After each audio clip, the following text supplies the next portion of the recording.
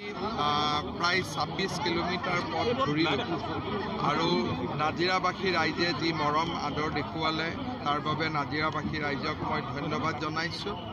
ইলেকশ্যনৰ আগত নিশ্চয় আকৌ নাজিৰালৈ আহিম, ৰাইজৰ আশীৰ্বাদ বিচাৰিম। কংগ্ৰেছে যি প্ৰতিশ্ৰুতি দিছে, প্ৰতিশ্ৰুতিও কংগ্ৰেছ কৈ আছোঁ। ৰিপুণ বৰাই কৈছে মই মিছা প্ৰতিশ্ৰুতি দিয়া নাই। ৰিপুণ বৰাই দেখোন নিজেই কৈছে পলিটিক্স ইজ পলিটিক্স বুলি। ৰিপুণ বৰা ডাঙৰীয়াই অসমবাসীক প্ৰতিশ্ৰুতি দিয়া নাই, অসমবাসীক তেওঁ উপলুঙা কৰিছে।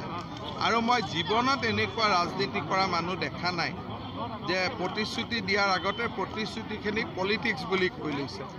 এনেকুৱা ৰাজনৈতিক নেতা অসমত আগত জন্মও হোৱা নাছিল আৰু এনেকুৱা যাতে জন্মও নহয়, মই তাকে কামনা কৰোঁ। বি পি এফ আৰু ৰাইজৰ দলৰ মিত্ৰতা পালে, মিত্ৰতা সম্পৰ্কত কি ক'ব ছাৰ? কাৰণ চব পলিটিক্সত যিবিলাক ৰাজনৈতিক দলে অকলে জিকিব নোৱাৰে বা যোনে যেনে তেনে চৰকাৰ কৰিব খোজে, তেওঁলোকে নীতি আদৰ্শ নোহোৱাকৈ মিত্ৰতা কৰে।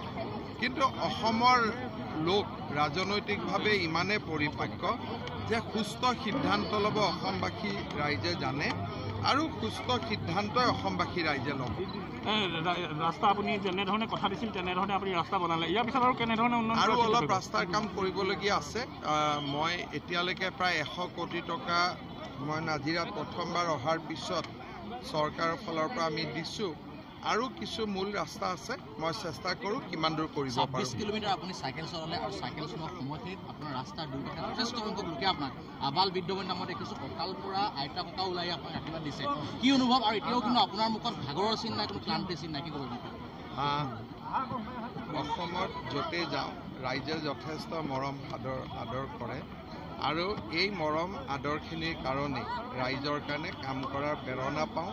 আৰু মই ভাবোঁ ভগৱানে এইখিনি মোক দিয়াৰ বাবে মই ভগৱানক সদায় ধন্যবাদ জনাওঁ।